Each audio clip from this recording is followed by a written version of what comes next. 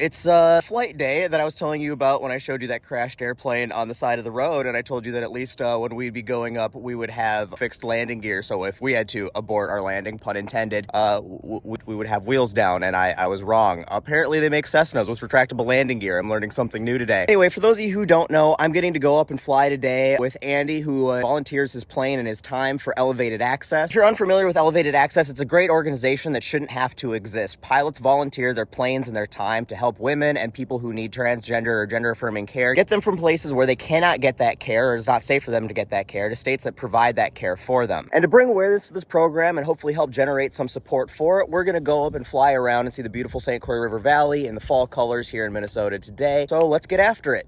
Clear.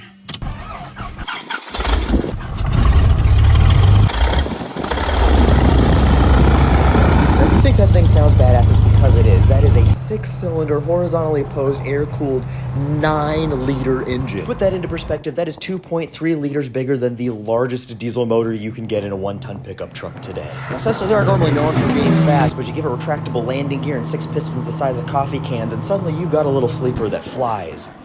Literally. Yeah, she's fast. In fact, it did what normally takes me an hour drive in 8 minutes. Oh, we're up in the air here now with Andy. He's flying us around along the St. Croix River. And how long you been doing this, Andy? I've been flying for 21 years. So what got you into it? I saw Star Wars in the theater, and I saw them flying down that trench, and I'm like, I want to do that. Now you're in a Cessna. Is it a lot like blowing up the Death Star? In my mind, it is. In my mind, it is. It's all that matters. So what got you into doing this? As in flying for Elevated Access? Oh, Elevated Access, man. You know, when the Roe v. Wade was repealed and all that shenanigans was happening, I threw it out on social media. I'm like, I have an airplane. If there's a modern underground railroad, I'll do it. I'll get involved. And someone on there mentioned Elevated Access. They had heard it through a herd at the time. That was 2 years ago. Wow. So you took this upon yourself even before getting involved with Elevated Access? That's right. Yep.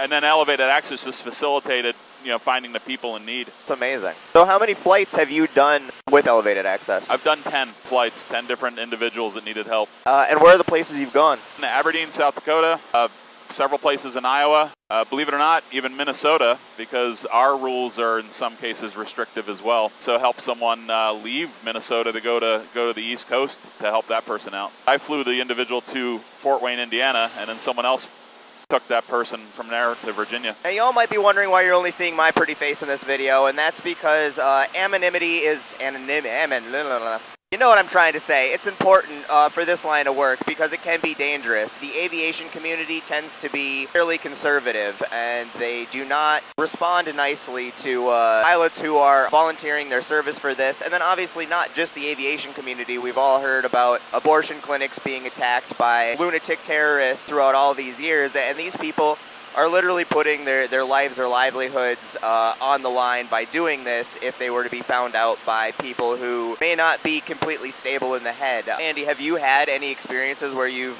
felt uncomfortable because you're doing this? Yeah, I've been nervous. One airport in Iowa, in the FBO, which is the main waiting room terminal building at a small airport, they had 2 televisions with Fox News on full volume. One of the individuals that was there was just sitting in between these 2 TVs. It was very uncomfortable. And that was while you were waiting to transport someone? Yep, that's right. I was picking someone up to bring them to Minnesota. So another really interesting thing about Elevated Access and about you guys doing this is obviously the aviation industry is really male-dominated. And not necessarily a community you'd expect to be fighting the fight for women's reproductive rights and gender-affirming care. What got you into it? What doesn't directly affect you? Obviously, women's rights are human rights, but it doesn't directly affect you. Why do you think you and other people are doing this? Well, for me, I don't like bullies. Straight up, I just don't like bullies. And I see people telling other people what to do in that manner where they're afraid to speak up about what they want and even what they need. I just wasn't having it. I grew up maybe with too many superheroes. I'm like, no, you just don't. You don't do that. You are the bad guy when you talk like that. The Saints Stadium there? It is. Are you involved in any other types of activism? I've done some work with the FL, the cities here. Okay. Not a lot. I mean, time is a thing. Absolutely. Yeah. But I knew that this is biggest way I can make an impact that no one else can. Yeah. And you get an excuse for more stick time, right? It's always a ride, always a fun ride. So I don't think anybody's disillusioned that, planes aren't exactly cheap to buy, operate, fly, put fuel in. So what kind of money does it actually take to fly this thing per hour? And I don't know. Because if I knew, you wouldn't be doing I wouldn't be doing it. Well, all right. So Sorry, I didn't mean to put you on the spot. No, not at all. For our flight today, it's, Yeah. Well, we flew for an hour. The airplane burns about 13 gallons an hour. Gas right now averages between $5 and $5.50. Okay. So you can do the math on that for just fuel. No.